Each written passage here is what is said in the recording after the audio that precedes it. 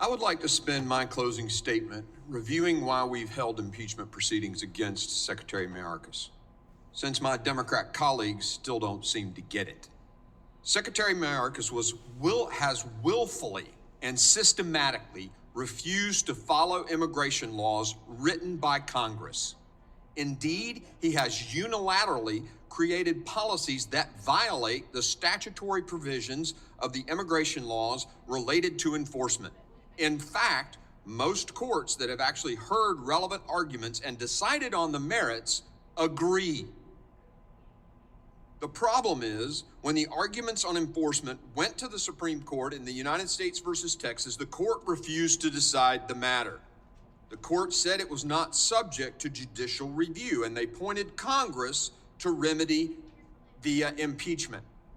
The court said, if the states can't get relief from the courts, they can get relief from Congress, who can impeach the offending official. Well, now Congress is the proper forum to resolve this dispute.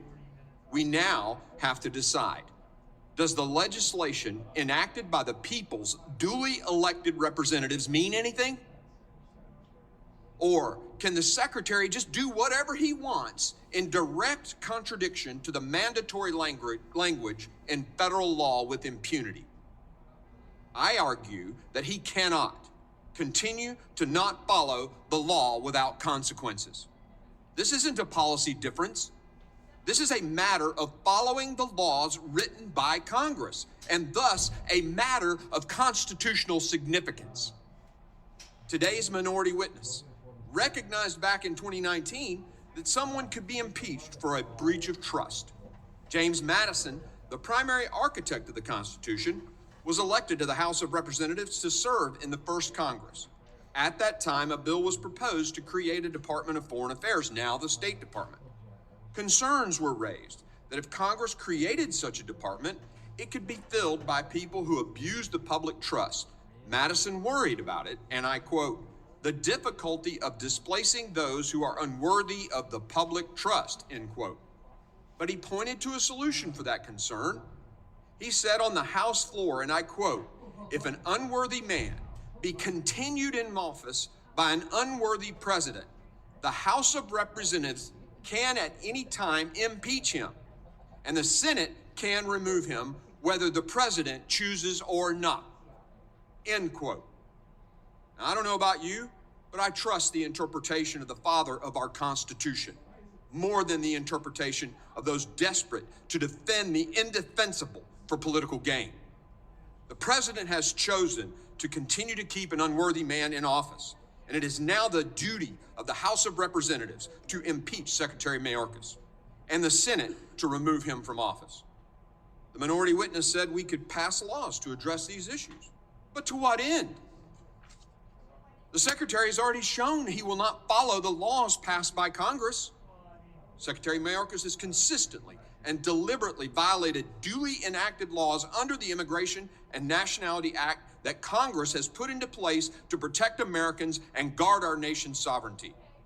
Secretary Mayorkas has refused to comply with court orders regarding those very laws in good faith. Additionally, Secretary Mayorkas has on numerous occasions lied or misled the United States Congress and the American people regarding the existence and scale of the border crisis that he created. Secretary Mayorkas told the House Judiciary Committee on April 2022 that he had operational control of the southern border, according to the definition laid out by the Secure Fence Act. By the way, that definition was passed into law by Joe Biden, Barack Obama, and Hillary Clinton. And of course, Secretary Mayorkas' own former Border Patrol chief testified before this committee in March of last year that according to the statute, DHS does not have operational control.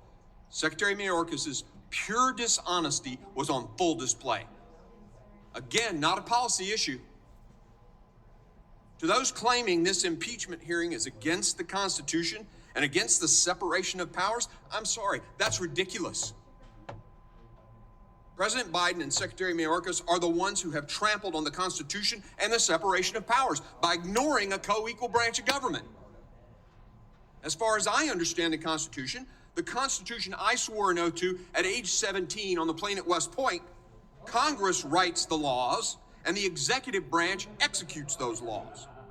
But that is exactly, absolutely not what Secretary Mayorkas has been doing when it comes to our country's immigration laws. In fact, he's been spitting on those laws and thus the Constitution in the last 3 years. Impeachment is our final remedy. We're left with no other choice. This is also not a resource issue. Democrats are wrong when they claim that the reason this border crisis is happening is because there aren't enough resources at the border and that Republicans have refused to fund the Border Patrol.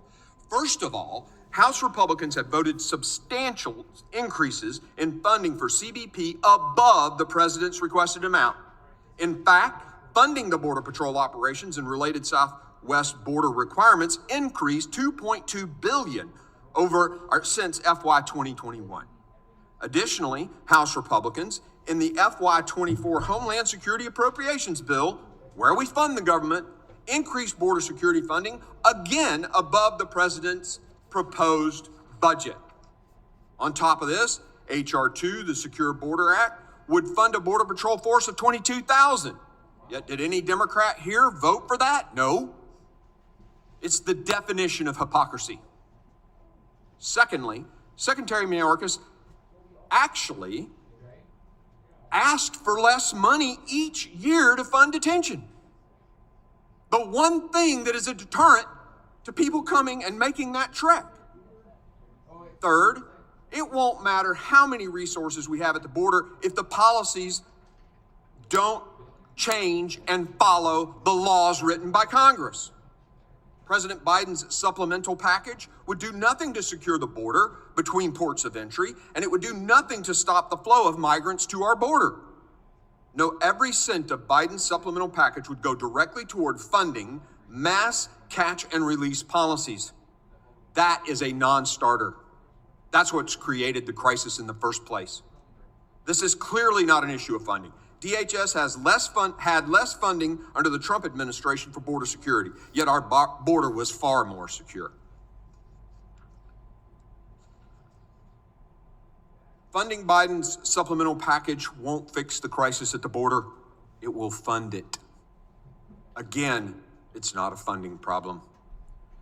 Secretary Mayorkas' complete disregard for the laws passed by Congress have had a devastating impact. That's what we learned today. Everyone knows the numbers. As one Texas sheriff has said, and I quote, "It's quite frankly a tsunami of death that has crashed into the United States over our southern border. It's killing Americans wholesale, and it's just an epic slaughter manufactured by the cartels. If you don't secure the border, it is going to continue," end quote. Slaughter is the right word to describe what fentanyl is doing to our country, to our young people, to many of our sons and daughters. What else do you call 100,000 overdose deaths in 2021? And a comparison was made earlier today between incarceration rates of native citizens and immigrants. Well, whatever that is, it misses the point that every crime committed by anyone who's here illegally is a completely preventable crime. If you shut the border, those lives are saved.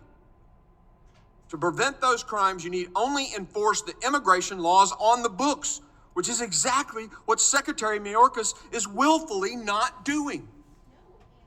This hearing is titled Voices for the Victims, the heartbreaking reality of the Mayorkas border crisis.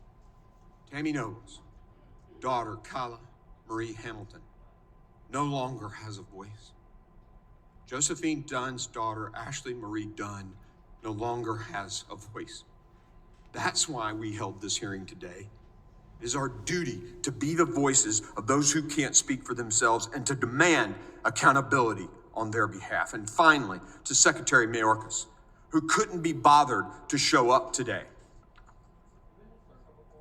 Secretary Mayorkas, you have one job: follow the laws and secure the homeland. Yet you allow criminal aliens to walk across our border, to spit in the face of our country's laws, and to exploit vulnerable migrants. Secretary Mayorkas, you have one responsibility: follow the law and secure the homeland. Yet you allow massive amounts of fentanyl to flow across the border and poison tens of thousands of Americans. Secretary Mayorkas, you have one duty to follow the law and secure this homeland, yet you refuse to let our Border Patrol do its job and keep criminal aliens from coming across the border or allow ICE to deport all criminal aliens when caught. You had one job, one responsibility, one duty, and you have refused to fulfill it. Over and over again, you have refused to follow the laws and to secure our homeland, yet you shrink your responsibility. This is utterly disgraceful. Now, I'd like to make a few other points. Someone today has made a point, I can't recall if it was a member or the minority witness, that if you remove the secretary, there'll be no change because they'll just put another guy in there like that.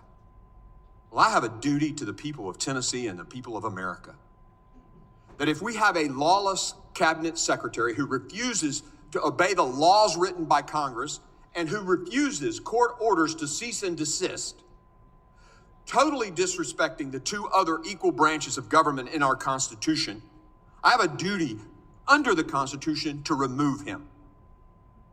And it doesn't matter if the devil I don't know is worse than the devil I do. My duty is to remove him, and I will do my duty.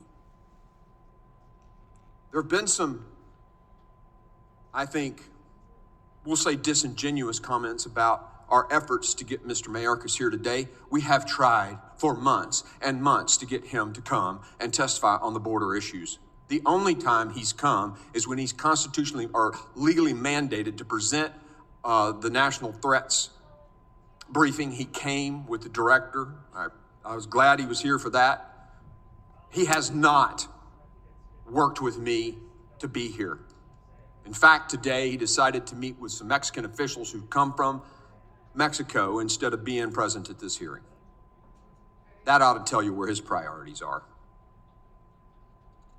Now, some people have suggested, of course, that we could pass some more legislation. Well, again, I did say, what's the use if he's not going to abide by it? But you know what? H.R. 2 sits over there on the other side of the building. Well, actually, it's that way. I'm not directionally challenged.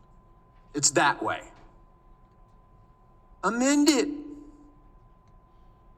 Take the parts you don't like out of it. I think that's the process. And then it comes back over here. We go to conference committee and we work it out. You don't just sit and leave it sitting on a desk and say, you're not writing legislation. Well, yeah, we sent it to you. And the process is you amend it in your committee, vote on that amended version in the Senate, and send it back to conference. So don't sit there and say we haven't done anything. That was months ago.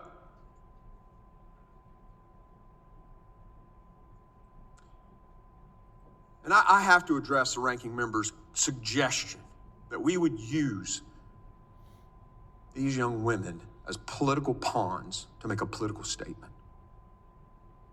I am offended by that. His closing remarks could have been made at a political rally.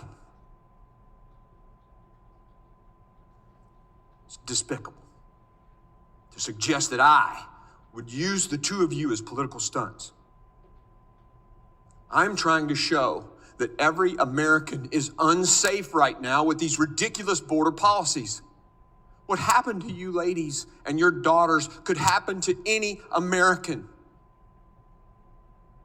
And the reason they've happened is because the secretary isn't following the laws passed by this body, both Republicans and Democrats. And if he were a Republican, I'd be saying the exact same thing. Has nothing to do with politics for me.